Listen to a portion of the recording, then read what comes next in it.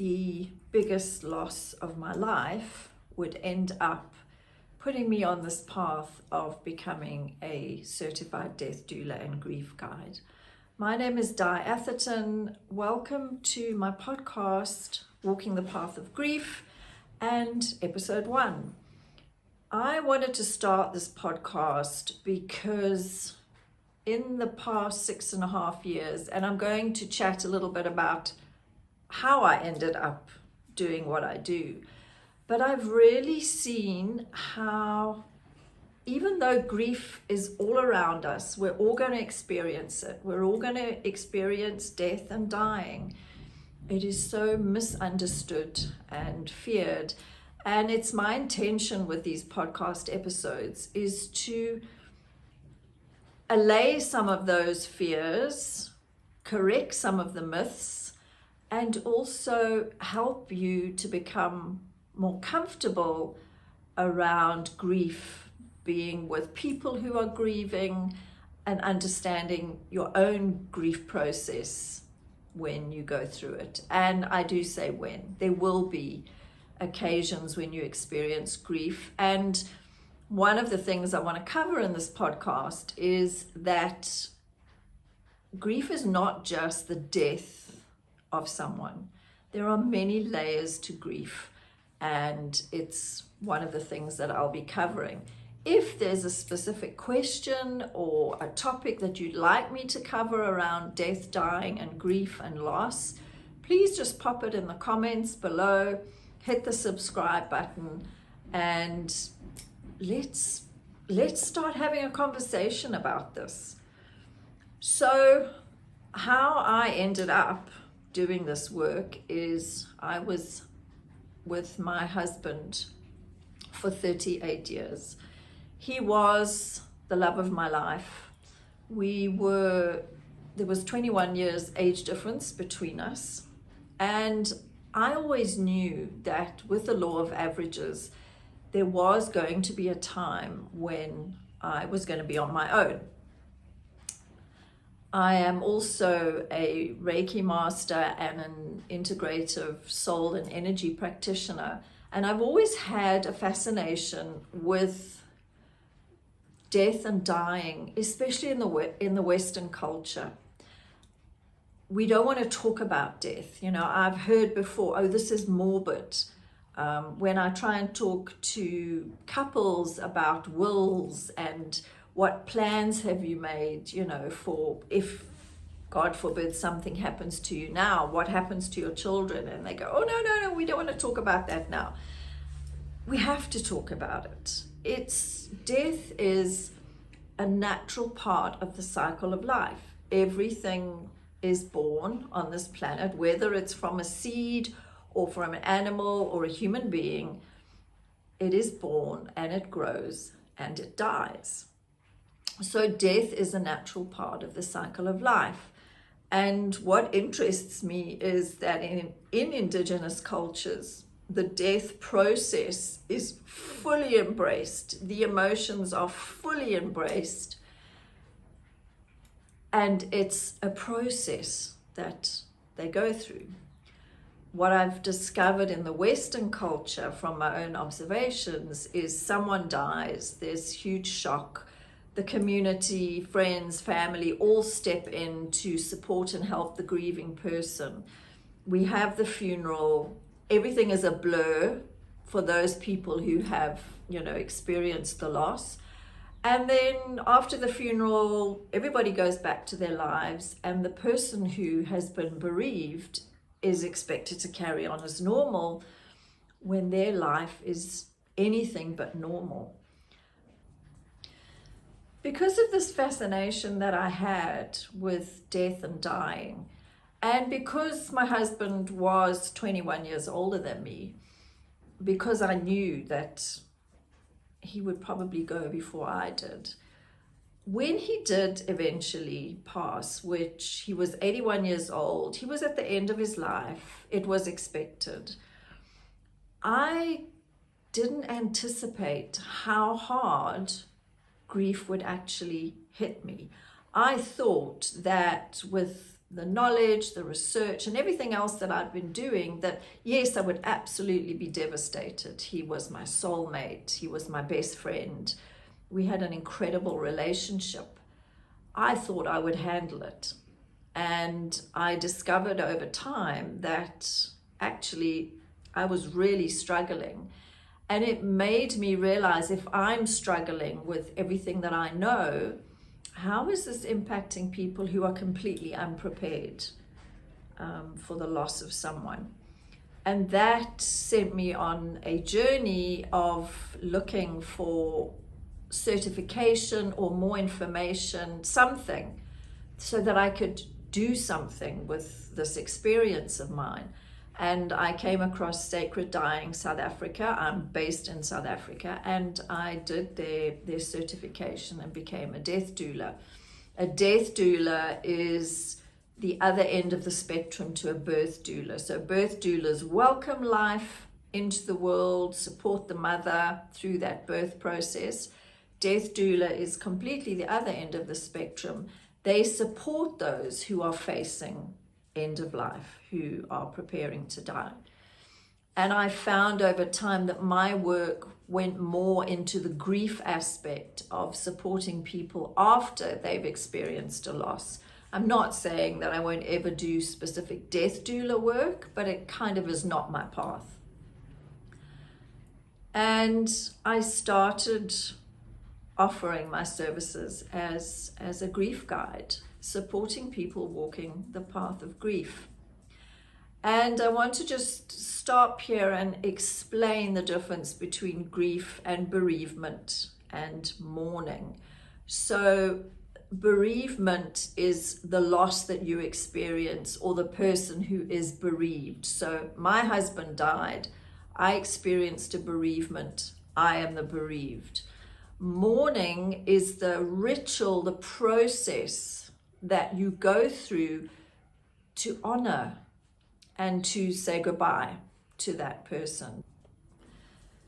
You'll find that a community will go into mourning, a family will go into mourning. So that is the process of feeling and experiencing the loss. And then grief is what affects us emotionally, physically, mentally, spiritually.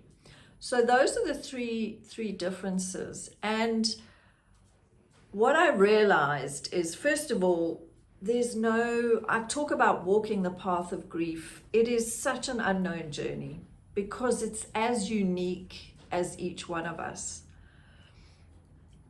There's no rule book. I'd love to say I will email you the manual on grief. I can give you an idea of what to expect, when that happens and how it happens. None of us know, because it's like waves in the ocean. You know, you can get a day when the ocean is really calm and the waves are gentle and just everything is beautiful and peaceful. And the next minute there's suddenly a rogue wave that comes out of nowhere and then just knocks everyone, on the beach off their feet. That's kind of what grief does. If you are someone who has suffered a loss of a loved one, that grief has become part of you. There is a beautiful graphic which shows different size jars and a ball inside the jar. And it goes along the lines of, there's the big ball represents your grief. And the perception is that the grief reduces over time, the ball gets smaller, but actually it doesn't. What happens is the jar gets bigger because you learn to adapt your life around your grief. If you have suffered the loss of a close loved one, a partner, a spouse, a parent, a child, that grief changes you forever.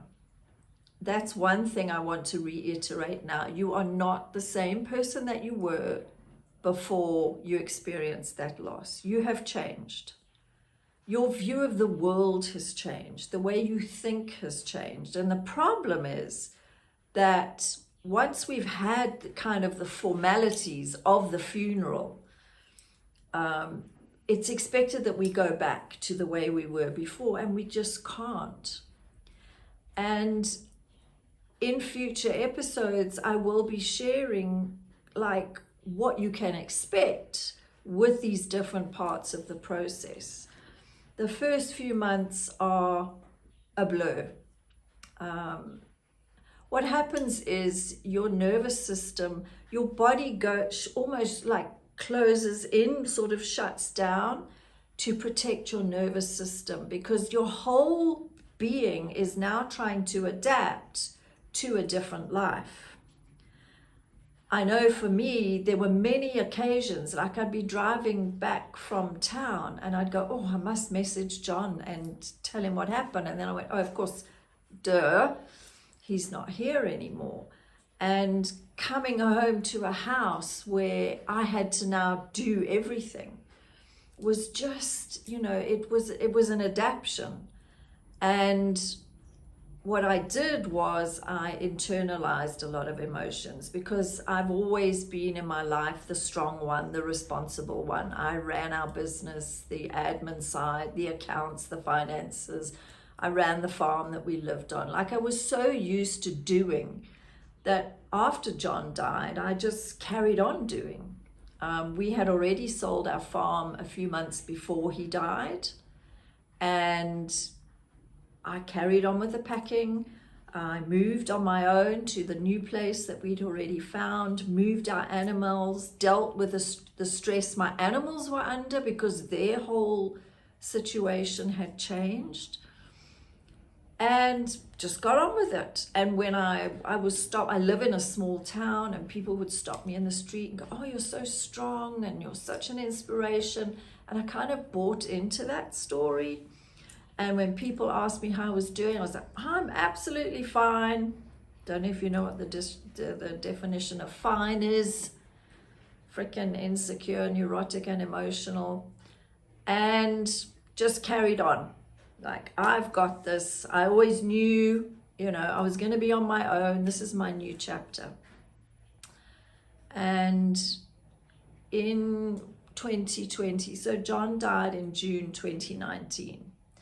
And literally 3 weeks after he died, I moved. So it was packing up 22 years of our life together on the farm, sorting out what I was going to take, what I wasn't, because we downsized, and then the move itself. So I didn't really have time to stop and think about anything. And then, of course, there is all the formalities of the estate and the letters of executorship and dealing with attorneys and banks and, all the other formalities that go into after someone has died that you have to take care of.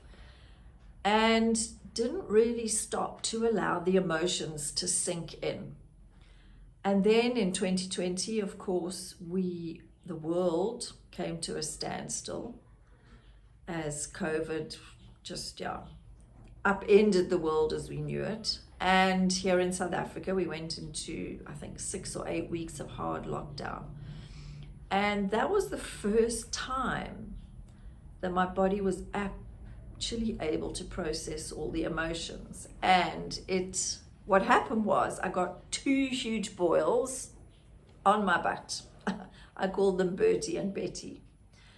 I don't get boils. I have never had boils, but I had these 2 boils.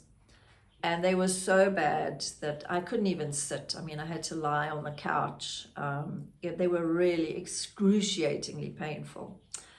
I don't know if you know Louise Hay's work, but Louise Hay has a little book where she lists every physical illness, ailment, and then the underlying emotional cause. So I look up boils and it goes seething anger. And I'm like, what could I possibly be angry about? I was left okay financially. I really do live in a beautiful home. I'm still here. I'm okay financially. What could I be angry about? I have an amazing network of friends. I had lots of support. And I just sat with the question. Like I just, in my mind, like what could I be angry about? And I'll never forget, I was sitting watching TV one night and this thought came up out of nowhere. I'm angry that the love of my life left me.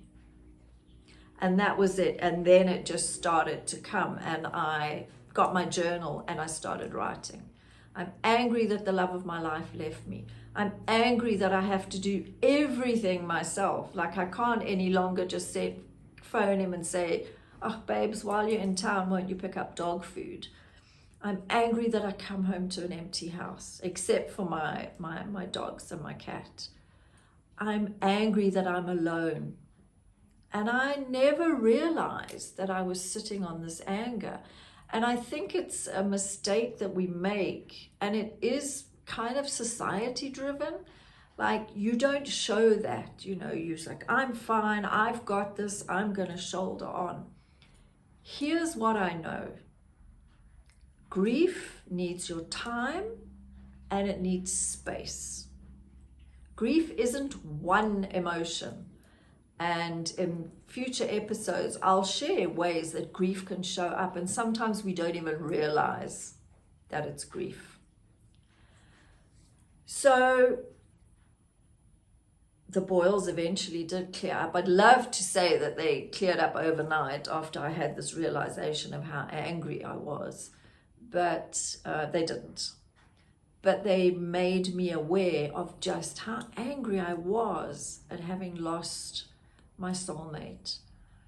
Even though I knew that he was 81, like, you know, he was at the end of his life. And we didn't get to have the conversation. He developed pneumonia, it compromised his heart. And he literally over 3 or 4 days closed his eyes and I watched him withdraw his life force.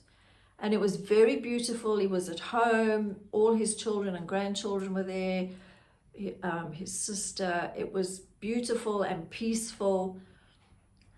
I remember the moment like it was yesterday. It's like a video in my mind of my late sister-in-law coming to wake me up in the morning saying she can't find a pulse.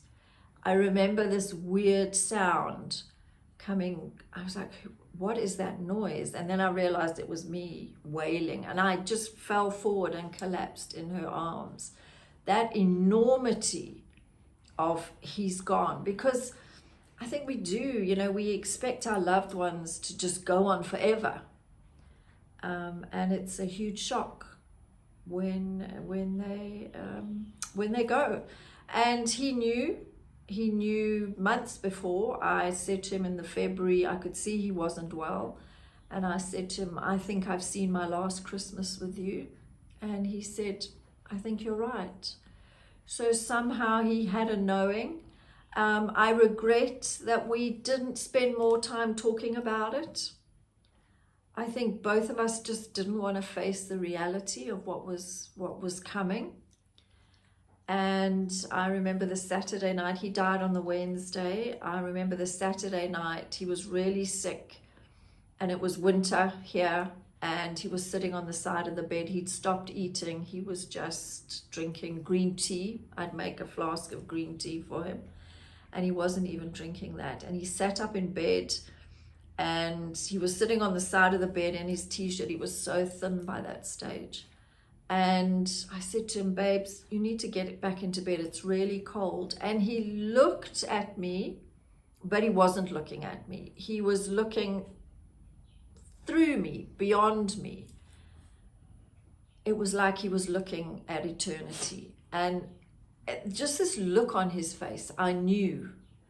And I remember throwing the blanket at him. I was so angry with him. And I went out into the lounge and I just sobbed, because I knew then what was coming, and it terrified me. I cannot even explain the fear that I felt that I was finally facing this reality that he was going to die. And that's what has put me on this journey of supporting others who are facing often what feels like the unimaginable and the insurmountable and the impossible.